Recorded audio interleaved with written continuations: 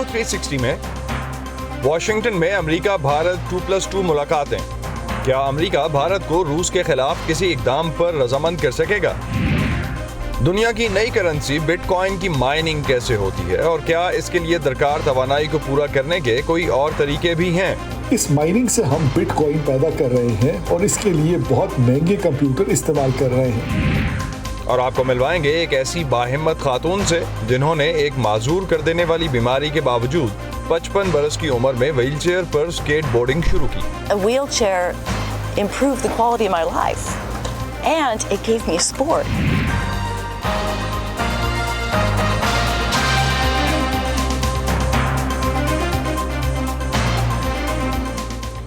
Voice of America के Washington studios में आप सबको खुशामदीद। आप देख रहे हैं प्रोग्राम व्यू 360 और मैं हूं असदुल्लाह खालिद।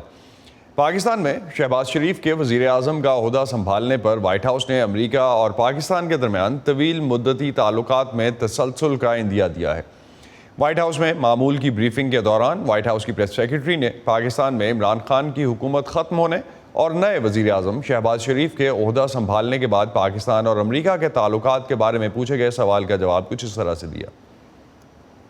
हम आईनी जमहूरी अक़दार की पुरअमन तरीके से बालादस्ती कायम रखने की हिमायत करते हैं। हम किसी एक सियासी जमात की दूसरे के मुकाबले में हिमायत नहीं करते और हम यकीनन कानून की इजारादारी और कानून के तहत बराबर इंसाफ के उसूलों की तायद करते हैं। हम पाकिस्तान के साथ अपने तवील ताउन की कदर करते हैं और हमने हमेशा एक खुशहाल और जमहूरी पाकिस्तान को अमरीकी मफादात के लिए भी अहम समझा है और इसमें कोई तब्दीली नहीं आई, ख्वाह इक़्तिदार में कोई भी हो।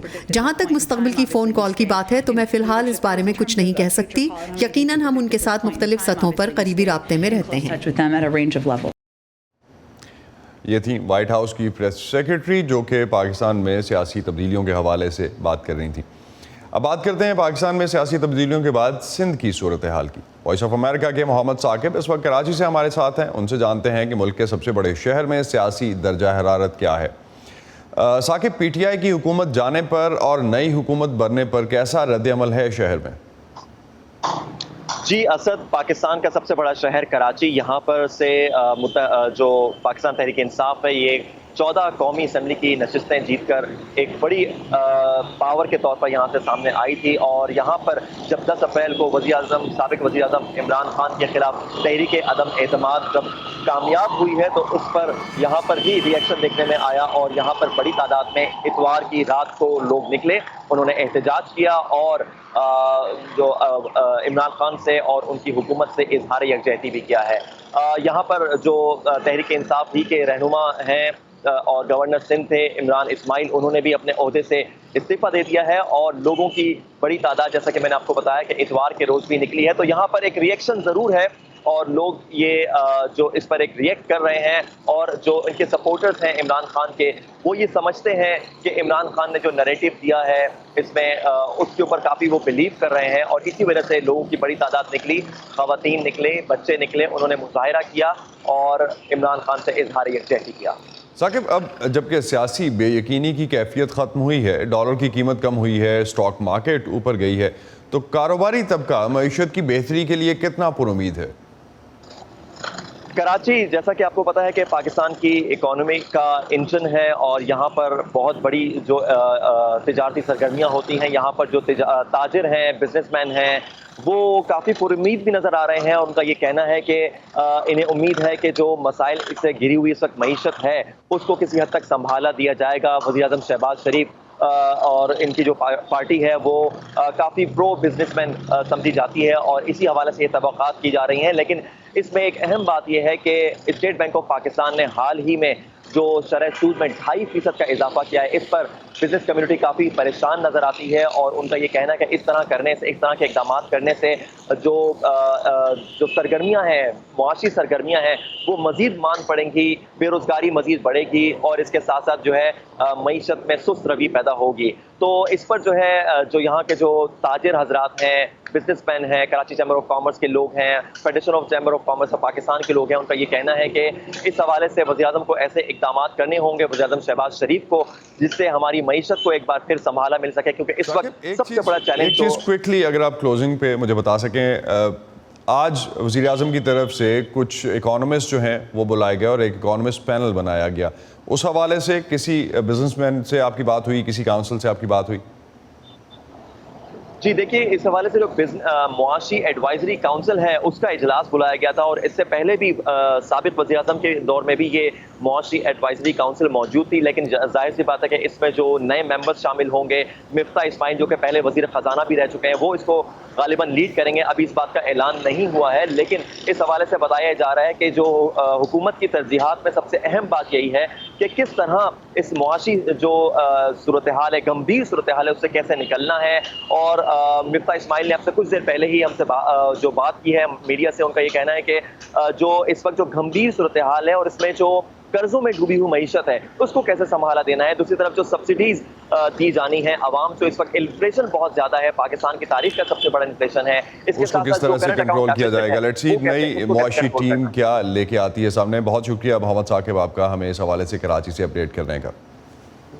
امریکہ اور بھارت کے وزرائے خارجہ اور وزرائے دفاع کے درمیان کل واشنگٹن میں سالانہ 2+2 ملاقات ہوئی. دونوں ملکوں کے درمیان تعاون کو مزید وسعت دینے کے لیے ان میٹنگز کا آغاز 2018 میں ہوا تھا. دونوں ممالک کے وزراء کی ملاقاتوں سے پہلے امریکی صدر جو بائیڈن اور بھارتی وزیر اعظم نریندر مودی کی بھی ورچوئل ملاقات ہوئی. یہ بات چیت ایک ایسے وقت میں ہوئی ہے جب امریکہ نے بھارت اور دیگر ملکوں سے یہ مطالبہ کر رکھا ہے کہ وہ یوکرین پر روسی جارحیت کے خلاف سخت موقف اختیار کریں. اس بارے میں مزید جانتے ہیں. نیلوفر مغل اس وقت ہمیں کیپٹل ہل سے جوائن کر رہی ہیں. نیلوفر, اس میٹنگ کا ایجنڈا کیا تھا اور کیا ڈیٹیلز سامنے آئی ہیں اس کی اب تک؟ جی اسد, یہ ورچوئل میٹنگ تھی اور اس میں زیادہ تر دفاعی تعاون, شراکت داری اور یوکرین اور روس کی صورتحال پر بات ہوئی. اس کا مقصد یہ تھا کہ امریکہ اور بھارت کے درمیان جو تعلقات ہیں ان کو مزید گہرا کیا جائے, اور اس کے علاوہ روس پر اقتصادی پابندیاں بڑھانے کے لیے بھارت کا جو تعاون ہے وہ حاصل کیا جائے. بھارت ایک ایسے وقت پر یہ ملاقات کر رہا ہے جب وہ عالمی سطح پر روس اور مغرب کے ساتھ اپنے تعلقات میں توازن لانے کی کوشش کر رہا ہے. بھارت اس میٹنگ میں ہم نے دیکھا کہ بائیڈن نے میٹنگ کے آغاز میں ہی اپنی اس بات پر زور دیا کہ کس طرح سے وہ روس کے خلاف جو ہے بھارت کی حمایت جو ہے وہ حاصل کر سکے. انہوں نے یہ کہا کہ امریکہ کا جو دفاعی شراکت داری پر انہوں نے زور دیتے ہوئے کہا کہ امریکہ اور بھارت جو ہے اس معاملے میں شراکت داری جاری رکھیں گے, اور جنگ سے جو سامنے آنے والے اثرات ہیں اس پر مشاورت بھی وہ جاری رکھیں گے. کل ہم نے دیکھا کہ وائٹ ہاؤس کی پریس سیکریٹری ہیں جین ساکی, انہوں نے کہا کہ بائیڈن نے مودی سے کہا ہے کہ ان کی انتظامیہ جو تیل کی درآمدات ہے وہ بڑھانے میں بھارت کی مدد کر سکتا ہے, لیکن ساتھ یہ بھی کہا کہ جو بھارت کی روس کے ساتھ توانائی کی مد میں جو درآمدات ہیں اس کو آگے بڑھانا بھارت کے مفاد میں نہیں ہے. اور بھارتی وزیر اعظم نریندر مودی نے روس یوکرین صورتحال پر تشویش کا اظہار کرتے ہوئے یہ کہا کہ وہ امید کرتے ہیں کہ جو حالیہ مذاکرات ہو رہے ہیں روس اور یوکرین کے درمیان اس سے کچھ مثبت نتائج سامنے آئیں گے اور مذاکرات کے لیے یا امن کے لیے جو راہ ہے وہ ہموار ہو سکے گی. نیلوفر, اور اس میٹنگ کے بعد امریکہ اور بھارت کے وزرائے خارجہ اور وزرائے دفاع کے درمیان واشنگٹن میں 2+2 ڈائلاگ بھی ہوئے. اس کی بھی کوئی ڈیٹیل سامنے آئی ہیں؟ کیا ایجنڈا تھا اس کا اور کون سی چیزوں پہ کوئی بحث ہوئی ہے اور سامنے آئی ہیں جو چیزیں؟ جی اسد, امریکی اور بھارتی جو وزراء تھے انہوں نے اس میٹنگ میں دفاع, سیکیورٹی, علاقائی سلامتی, تجارت اور ٹیکنالوجی کے شعبوں میں شراکت داری کو بڑھانے پر اتفاق کیا. امریکی وزیر خارجہ اینٹونی بلنکن نے کہا کہ یہ جو 2+2 مذاکرات ہیں یہ عالمی معاملات میں ایک اہم لمحہ ہے, اور بھارت کے جو وزیر خارجہ ہیں ایس جے شنکر, ان کا کہنا تھا کہ ایسا کوئی شعبہ نہیں ہے جس میں دونوں ممالک جو ہیں وہ شراکت داری نہ کر رہے ہوں. اور امریکی وزیر دفاع لائیڈ آسٹن نے چین کی جو خطے میں بڑھتا ہوا اثر و رسوخ ہے اس پر تشویش کا اظہار کیا کہ کس طرح سے وہ اپنی آمرانہ جو مفادات ہیں اس کو آگے لے کر بڑھ رہا ہے. اور اسی طرح بھارت کے جو وزیر دفاع تھے ان کا یہ کہنا تھا کہ امریکہ اور بھارت کے درمیان جو دفاعی شراکت داری ہے وہ دونوں ملکوں کے اسٹریٹجک تعلقات میں اہم ہیں. بہت شکریہ نیلوفر مغل آپ کا ہمیں اس حوالے سے اپڈیٹ کرنے کا. یوکرین پر روسی حملے کے بعد سے اقوام متحدہ میں یوکرین جنگ پر روس کے خلاف لائی گئی 10 مذمتی قراردادوں پر بھارت نے ایبسٹین کیا. جنگ کے آغاز سے ہی بھارت کی طرف سے جنگ بندی اور شہریوں کی ہلاکتوں کو روکنے کے لیے اپیلیں تو سامنے آئی ہیں, لیکن بھارت نے روس کے خلاف ووٹ نہیں ڈالا. امریکہ میں تجزیہ کار اور سیاستدان اس پر کیا رائے رکھتے ہیں اور کیا اس کا اثر امریکہ بھارت تعلقات پر پڑ سکتا ہے؟ یہی جاننے کے لیے انشمن آپٹے نے بات کی بھارت میں تعینات رہنے والے سابق امریکی سفیر کینتھ جسٹر سے۔ ایمبیسڈر کینتھ جسٹر 2017 سے 2021 تک بھارت میں امریکی ایمبیسڈر تھے۔ اس دوران وہ امریکی انڈو پیسیفک اسٹریٹجی تیار کرنے میں شامل تھے اور امریکہ، جاپان، آسٹریلیا اور بھارت کے درمیان 4 فریقی ڈائیلاگ یعنی کوواڈ کے لانچ میں بھی ان کا حصہ تھا۔ ایمبیسڈر جسٹر کہتے ہیں کہ امریکہ کو امید ہے کہ بھارت یوکرین پر روسی حملوں کے معاملے میں اپنے غیر جانبدار رہنے کے موقف میں تبدیلی لائے گا۔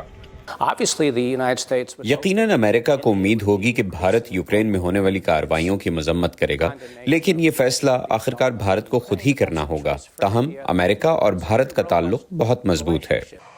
ایمبیسڈر جسٹر کو امید ہے کہ بھارت کو وقت کے ساتھ یہ احساس ہوگا کہ اسے روسی ہتھیاروں پر اپنا انحصار کم کرنا چاہیے۔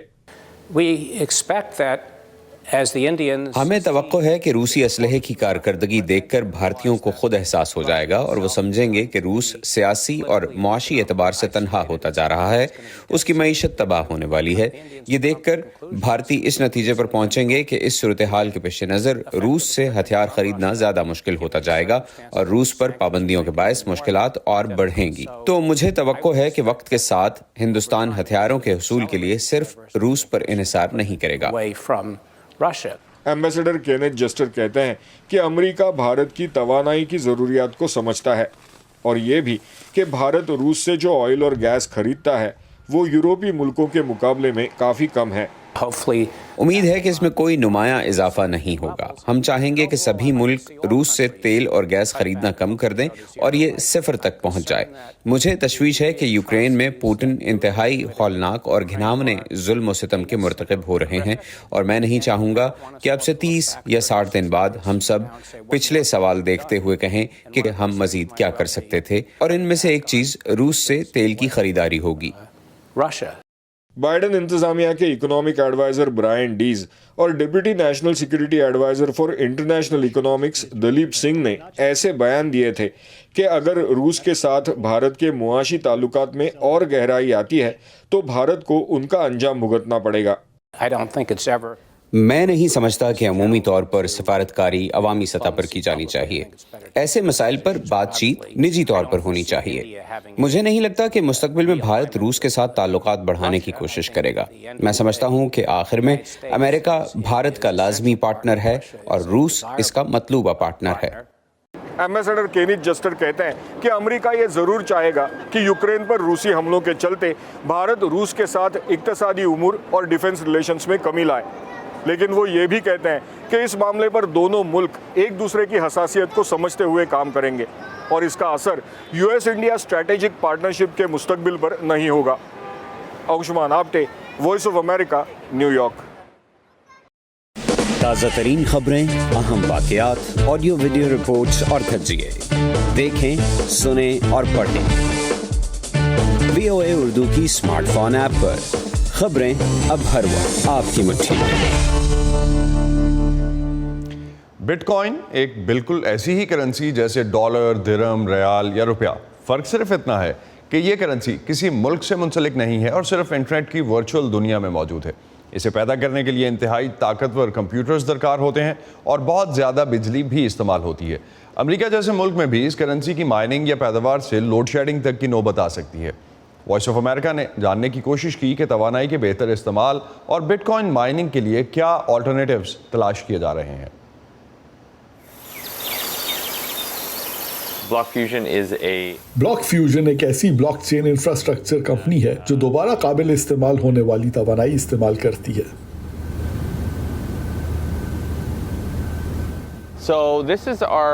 یہ عمارت ایک کارخانہ ہوا کرتی تھی۔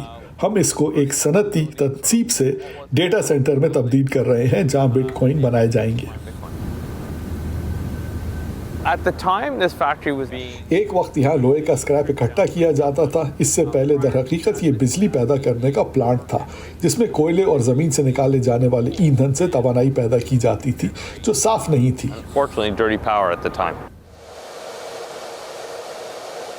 At the facility, we actually mine Bitcoin. So traditionally, इस तनसीब में हम दर हकीकत बिटकॉइन बनाते हैं। रवायती तौर पर लोग बिटकॉइन की माइनिंग का सुनकर सोचते होंगे कि जैसे किसी कान से कोई कुदरती वसाइल निकाले जा रहे हों। इस माइनिंग से हम बिटकॉइन पैदा कर रहे हैं और इसके लिए बहुत महंगे कंप्यूटर इस्तेमाल कर रहे हैं। तरीका यह है कि किस मुस्तादी से आप एल्गोरिदम्स हल करते हैं जिससे आप एक बिटकॉइन हासिल करने के काबिल होते हैं। algorithm, a mathematical equation on the blockchain to be able to go and obtain 1 Bitcoin.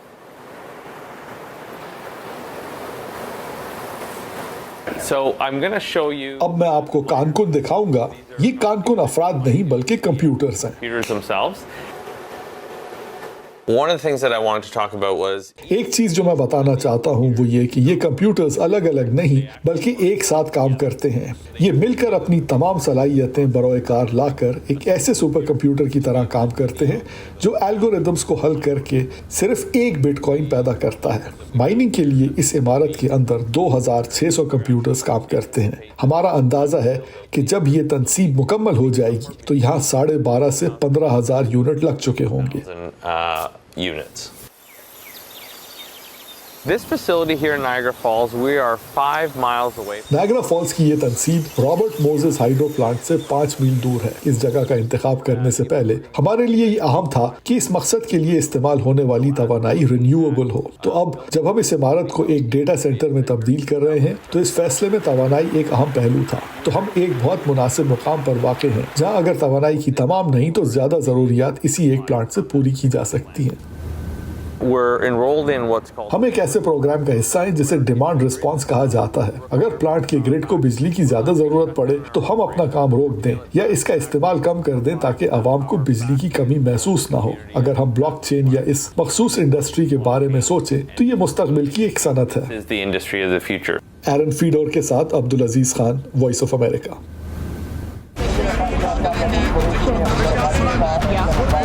खबरों के पीछे नहीं भागते, हम कहानियां ढूंढते हैं, आम लोगों की खास कहानियां। मैं कोई उनसे अलग मखलूक तो ना थी, तो क्यों ना मैं एक ऐसा काम करूं कि जिसमें मैं महारत हासिल करूं और वो नेकी क्या हो, जो छोटी छोटी कोशिशों से बदल रहे हैं बेशुमार जिंदगियां। मुझे जब भी जरूरत हुई मुझे इन्होंने माशाल्लाह कर्जा दिया और मेरा कारोबार बहुत अच्छा चला। ला रहे हैं अपने इर्द गिर्द बड़ी तब्दीलियां। अक्सर जो यहाँ बच्चे हैं वो भीख मांगने वाले बच्चे हैं और जब ये बच्चे स्कूल में आए तो बहुत सारे बच्चे खुश हो रहे थे। आज वहीं और यहाँ बेहिचक अपने प्लांटों पर मतलब अपने गोट के प्लांट पर आती हैं, पानी भरती है। हम जाते हैं खबरों से आगे। मैं हूँ नीलोफर मुगल, समन खान, सादिया ज़ेबरान झा, उमर फारूक, चित्राडार, जीती आरानी, मुर्तजा जहरी। व्यू 360 में आप सबको खुशामदीद। हम हैं voice of America.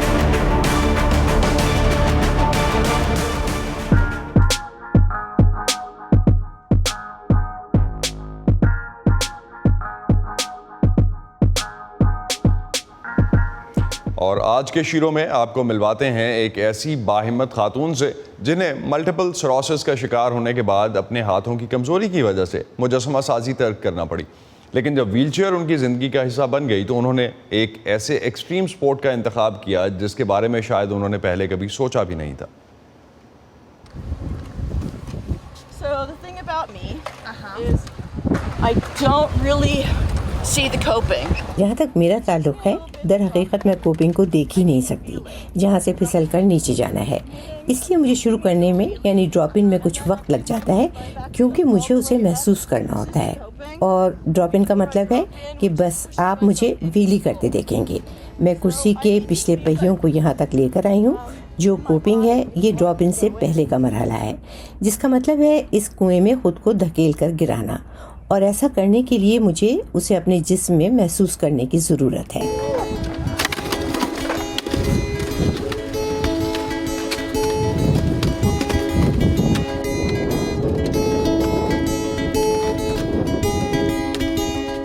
I kept on having the vertigo. मेरा सर चकराना शुरू हो गया था। ऐसा लगता था जैसे मेरे हाथ ठीक से काम नहीं कर रहे। مجسمے بنانے کے دوران میں اوزار پکڑ نہیں سکتی تھی اور تیز دھار اوزار ہاتھوں سے چھٹ کر میرے پیروں پر گر جاتے تھے. بالآخر تشخیص ہوئی کہ مجھے ملٹیپل سکلروسس ہے. اس مرض میں آپ کا دماغ آپ کی آنکھوں یا آپ کی ٹانگوں یا جسم کے کسی اور حصے کے ساتھ ٹھیک طرح سے رابطہ نہیں کر پاتا. تو جس خاتون کی ویل چیئر میں نے استعمال کی انہوں نے مجھ سے کہا کہ یہ کرسی صرف ایک ٹول ہے، اور میرے لیے یہ ایک بامانی بات تھی کہ یہ صرف ایک ذریعہ ہے. پہلے مجھے صرف ایک بلاک تک جانے میں شاید آدھا گھنٹہ لگتا تھا، اور اب میں ہر کسی کی طرح ادھر ادھر جا سکتی ہوں. ایک ویل چیئر نے میری زندگی کے معیار کو بہتر بنا دیا، اور اس نے مجھے ایک کھیل میں شامل ہونے کا موقع بھی دیا. مجھے لگتا تھا کہ میں رو پڑوں گی. وہ لمحہ میری زندگی کا اتنا بہترین لمحہ تھا. One of the best of my life.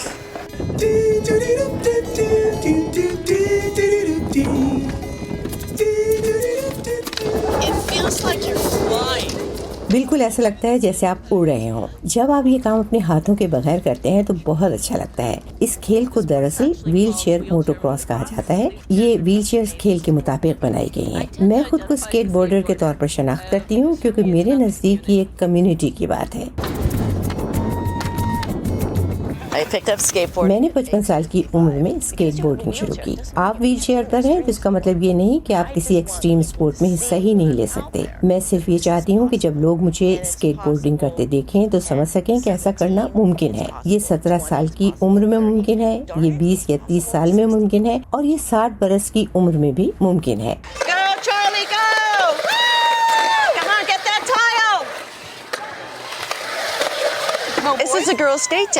آج یہ لڑکیوں کے اسکیٹنگ کرنے کا دن ہے. اینا اور سینڈی جنہوں نے اسے شروع کیا ہے انہوں نے مجھ سے بھی شامل ہونے کے لیے پوچھا، اور مجھے لگا کہ جیسے مجھے محبت ہو گئی ہے کیونکہ مجھے بچوں سے بہت پیار ہے. میرے اپنے بچے تو نہیں ہیں لیکن مجھے لگتا ہے کہ دنیا کا ہر بچہ، لڑکے اور لڑکیاں، میری اپنی اولاد ہیں. لیکن لڑکیاں بہت خاص ہیں. لڑکیوں کے لیے میں صرف اپنے تجربے سے بات کر سکتی ہوں. مجھے بتایا گیا تھا کہ تمہیں صاف ستھرا رہنا ہے، تم یہ نہ کرو، تم وہ نہ کرو. لیکن میں اس قسم کی بچی تھی جس نے وہ سب کچھ کیا. اور آج کل لڑکیوں کو نہ صرف باہر نکلنے کی بلکہ سب کچھ کرنے کی اجازت ہے. ہمیں چوٹ لگ سکتی ہے لیکن ہم اس خطرناک سمجھے جانے والے کھیل میں شامل ہو سکتی ہیں اور اس کے ساتھ ساتھ خوبصورت بھی لگ سکتی ہیں.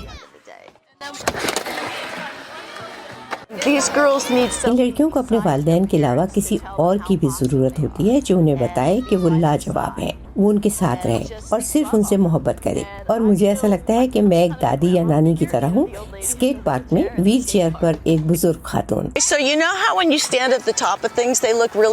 میں انہیں بتاتی ہوں کہ یہ تو آپ جانتی ہیں کہ جب آپ کسی جگہ کے اوپر کھڑے ہوں تو وہ واقعی وہاں سے زیادہ بڑی نظر آتی ہے، جیسے آپ کسی کنویں کے اوپر کھڑی ہوں اور نیچے اترنا نہیں چاہتی. لہٰذا آپ کو لگتا ہے کہ آپ کی ہمت سے باہر ہے. اس کی وجہ یہ ہے کہ آپ اسے ایک مختلف زاویے سے دیکھ رہی ہیں. پھر آپ نیچے اتر کر جب اوپر نظر اٹھاتی ہیں تو آپ کو سمجھ میں آتا ہے کہ ارے یہ تو میرے قد کی وجہ سے تھا. یہ دیکھو آخر یہ کتنا اونچا ہے، تمہارے سر سے صرف چند انچ ہی اوپر ہے نا. یقیناً خواتین کو خواتین کی مدد کرنے کی ضرورت ہے. لڑکیوں کو لڑکیوں کی مدد شروع کرنے کی ضرورت ہے، اور ایسا کم عمری میں ہی ہونا چاہیے. اور میں یہاں اس فیلڈ میں اسی لیے ہوں اور ایک لڑکی سے دوسری کی مدد کرنے کے لیے کہہ رہی ہوں. آغاز اس طرح ہوتا ہے اور پھر آپ انہیں ایک دوسرے کی مدد کرتے ہوئے دیکھتے ہیں اور یہ خاصا سحر انگیز ہوتا ہے. جینیا ڈلو کی رپورٹ کے ساتھ شہناز عزیز، وائس آف امریکہ. اسی پر ختم کرتے ہیں آج کا ویو 360. اسٹے سیف اور پاکستان اور خطے سمیت دنیا بھر کی اہم خبروں اور دلچسپ معلومات کے لیے آپ آ سکتے ہیں ہماری ویب سائٹ urduvoa.com پر. یہ سارا کانٹینٹ آپ کو ملے گا ہمارے سوشل میڈیا پلیٹ فارمز پر بھی، facebook.com/VOA اردو. یوٹیوب پر ہمارا چینل ہے VOA اردو کے نام سے، اور ٹویٹر انسٹاگرام پر ہمارا ہینڈل ہے @urduvoa. اب تک کے لیے اتنا ہی. اسد اللہ خالد کو اجازت دیجیے. خدا حافظ.